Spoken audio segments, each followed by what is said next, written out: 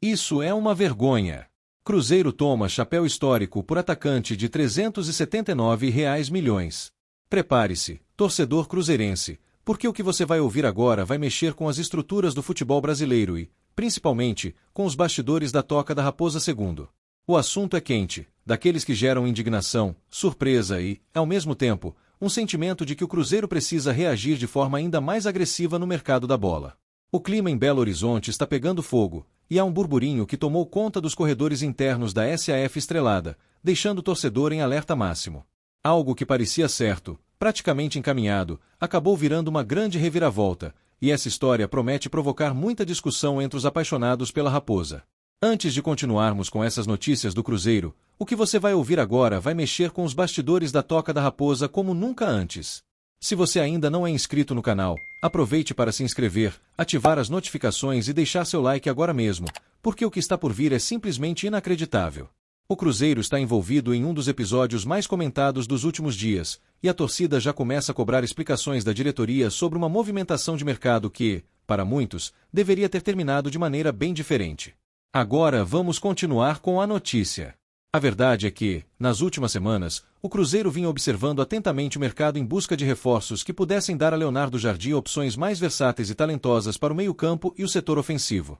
Havia uma lista de nomes analisados, e um deles se destacava por sua juventude, potencial técnico e pela capacidade de desequilibrar partidas mesmo contra adversários mais experientes. Tudo caminhava para um desfecho positivo, os contatos existiam, a expectativa crescia, e a torcida já começava a imaginar o jogador vestindo o manto azul celeste. Mas foi aí que algo inesperado aconteceu. O Cruzeiro acabou levando um verdadeiro chapéu histórico na disputa por um atacante avaliado em impressionantes R$ 379 milhões. 379 milhões de reais. O nome do jogador? Dudu, joia de apenas 19 anos, que pertence ao Atlético Paranaense e era um dos grandes alvos do Cruzeiro para a próxima janela de transferências. A diretoria celeste via nele um investimento de futuro, um atleta capaz de elevar o nível técnico do elenco e, ao mesmo tempo, gerar retorno financeiro expressivo em negociações futuras. Mas o plano do Cruzeiro foi frustrado com uma canetada que sacudiu o mercado. O Atlético PR, em um movimento rápido e certeiro, tratou de renovar o contrato de Dudu até dezembro de 2029, blindando a joia com uma multa rescisória de 60 milhões de euros, o que equivale a aproximadamente R$ 379 milhões. 379 milhões de reais, na cotação atual. Essa decisão foi tomada após o Furacão perceber o assédio crescente de clubes nacionais e estrangeiros, incluindo o próprio Cruzeiro, que vinha acompanhando de perto a evolução do jovem meia-atacante. Nos bastidores, comenta-se que a equipe paranaense agiu com urgência justamente para evitar que o Cruzeiro ou o Atlético de Madrid avançassem nas tratativas. Dudu, que vem sendo uma das sensações da equipe paranaense na atual temporada, já tinha despertado a atenção de olheiros da Europa e também de clubes da Turquia. Porém, ao contrário do que muitos imaginavam, o jogador decidiu permanecer no Brasil, optando pela continuidade de seu projeto de crescimento ao lado do Atlético. Segundo informações internas, ele teria ficado impressionado com o projeto esportivo apresentado pela diretoria rubro-negra e com a valorização financeira proposta na renovação, o que pesou bastante na decisão final. Enquanto isso, dentro da Toca da Raposa II, a notícia caiu como um balde de água fria. O departamento de scout do Cruzeiro, que há meses vinha acompanhando Dudu, considerava o atleta uma peça estratégica para a reestruturação do setor ofensivo. A ideia era antecipar a concorrência e garantir um jogador jovem, brasileiro e promissor antes que ele se tornasse inacessível financeiramente. No entanto, com o novo contrato firmado, as chances de o Cruzeiro conseguir tirá-lo do Furacão tornaram-se praticamente nulas. Vale lembrar que o projeto do Cruzeiro sob o comando de Pedro Lourenço é agressivo, ousado e voltado para reposicionar o clube entre os grandes protagonistas do futebol brasileiro. Desde a chegada de Leonardo Jardim, a SAF tem buscado reforços com perfil técnico refinado e potencial de revenda, priorizando o talento sub-23. Dudu se encaixava perfeitamente nesse modelo. Sua mobilidade, visão de jogo e capacidade de romper linhas com passes verticais o tornavam um alvo ideal para a filosofia tática de Jardim. Perder essa disputa foi um golpe simbólico e estratégico para os planos da diretoria.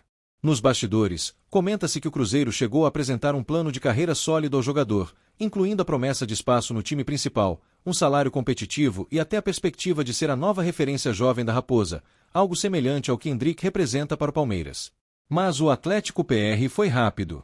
A oferta financeira feita pelos paranaenses superou qualquer expectativa e demonstrou o quanto o clube valoriza sua base, algo que impressionou até mesmo dirigentes de outros times da Série A. Com a renovação oficializada pelo Atlético nas redes sociais, a torcida do Cruzeiro reagiu imediatamente. Nas publicações e fóruns celestes, muitos torcedores expressaram frustração, enquanto outros destacaram que a diretoria deve seguir firme na busca por novos talentos.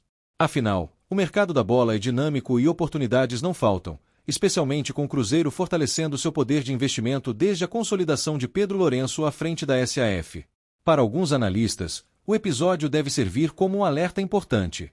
O Cruzeiro precisa intensificar suas negociações e adotar uma postura ainda mais agressiva quando se tratar de jovens promissores. A concorrência entre clubes brasileiros é feroz, e o Atlético PR vem mostrando uma eficiência impressionante na retenção de talentos. Dudu é apenas um exemplo de como o futebol paranaense tem se tornado uma referência na valorização da base, algo que o Cruzeiro também busca reconstruir com o trabalho nas categorias inferiores da Toca e Segunda. A perda dessa negociação não significa que o Cruzeiro vai recuar. Pelo contrário, dentro da SAF, há um consenso de que o clube deve reagir imediatamente no mercado. Leonardo Jardim já teria solicitado à diretoria uma nova lista de nomes com características semelhantes às de Dudu. O foco é encontrar um meia ofensivo com capacidade de infiltração, boa leitura de jogo e eficiência na finalização. A ideia é anunciar um reforço de impacto ainda antes da abertura da próxima janela. Enquanto isso, Dudu segue se destacando pelo Atlético, acumulando 22 jogos e 3 gols na temporada. Seu desempenho tem sido elogiado por técnicos e comentaristas, reforçando a sensação de que o Cruzeiro estava certo em tentar sua contratação. A diretoria celeste, por sua vez, mantém o discurso de que segue atenta e que a perda do jogador não altera o planejamento de longo prazo, mas o torcedor sabe, a frustração ainda é difícil de engolir. Pedro Lourenço, conhecido por ser um dirigente pragmático, teria ficado incomodado com a forma como o desfecho aconteceu. Há quem diga que ele já autorizou o setor de scout a redobrar o monitoramento em jovens talentos do Sul e do Nordeste, regiões que vêm revelando nomes de grande potencial. A meta é simples: evitar novas surpresas e garantir que o Cruzeiro continue competitivo também fora de campo, no jogo das negociações e contratações. O técnico Leonardo Jardim, em entrevistas recentes, tem sido extremamente claro ao expor sua visão de futebol e o tipo de elenco que deseja montar para o Cruzeiro. Para ele, o futebol moderno exige muito mais do que apenas jogadores técnicos ou taticamente disciplinados. É preciso atletas inteligentes, multifuncionais e capazes de compreender os diferentes momentos de uma partida. Jardim acredita que o Cruzeiro precisa se afastar de um modelo previsível de jogo e construir um elenco que consiga alternar estilos conforme o adversário. Ele cita com frequência exemplos de grandes clubes europeus que têm elencos versáteis, nos quais um mesmo jogador pode atuar em até 3 funções diferentes sem perder rendimento. Essa é a mentalidade que o português quer implementar na Toca da Raposa II, uma filosofia em que a adaptabilidade e a leitura de jogo são tão importantes quanto a qualidade técnica individual. Dentro desse contexto, Dudu seria uma peça quase sob medida para o esquema de Jardim. O jovem meia do Atlético PR é reconhecido por sua capacidade de transitar entre o meio-campo e o ataque com naturalidade, além de possuir um controle de bola refinado e uma leitura tática acima da média para a idade. Jardim via nele a oportunidade de moldar um jogador com perfil europeu, alguém que pudesse atuar tanto como articulador central quanto como ponta de apoio, dependendo da necessidade do time. O treinador acredita que a juventude e o dinamismo de Dudu se encaixariam perfeitamente no modelo de pressão alta e troca rápida de passes que o Cruzeiro vem tentando aperfeiçoar desde o início da temporada. Não é à toa que, internamente, o português chegou a conversar com o departamento de scout sobre o jogador, demonstrando entusiasmo com sua evolução e lamentando profundamente a perda da oportunidade de tê-lo sob seu comando. Mesmo assim, Leonardo Jardim mantém total confiança no projeto da SAF, comandada por Pedro Lourenço. Ele sabe que o Cruzeiro de hoje é muito mais estruturado do que o de alguns anos atrás, com uma rede de observação que cobre praticamente todos os principais campeonatos estaduais e regionais do país, além de monitoramentos internacionais em andamento. Jardim entende que, embora Dudu tenha escapado, outras opções de alto nível podem surgir a qualquer momento, especialmente com o poder financeiro crescente da Raposa e a visão estratégica que vem sendo implementada nos bastidores.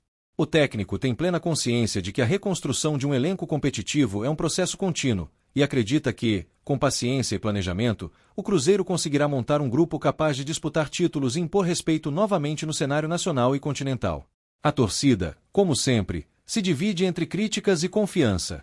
Parte acredita que a diretoria fez o que pôde e que o Atlético apenas agiu com rapidez.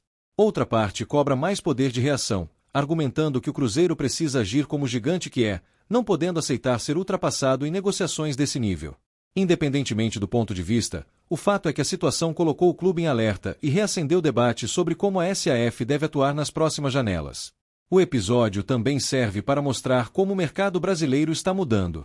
Jogadores jovens, que antes seriam negociados rapidamente com clubes europeus, agora têm permanecido mais tempo no país, com contratos valorizados e multas altíssimas. Dudu é o exemplo vivo dessa nova realidade, e o Cruzeiro precisará se adaptar a essa dinâmica se quiser continuar competindo por talentos emergentes. Com tudo isso, o torcedor cruzeirense termina essa história com um misto de frustração e expectativa. Frustração por perder um talento tão promissor, mas expectativa porque sabe que a diretoria não ficará parada. O Cruzeiro vive uma nova era, e cada passo é planejado para recolocar o time entre os gigantes do continente. Essa batalha foi perdida, mas a guerra pelo protagonismo ainda está longe de acabar. E agora eu quero saber, o que você acha dessa reviravolta envolvendo o Cruzeiro e o jovem Dudu? O clube deveria ter agido mais rápido ou fez o possível dentro da realidade atual? Deixe seu comentário aqui, compartilhe sua opinião e, claro, não se esqueça de deixar seu like e se inscrever no canal para continuar acompanhando todas as notícias e bastidores do Cruzeiro Esporte Clube.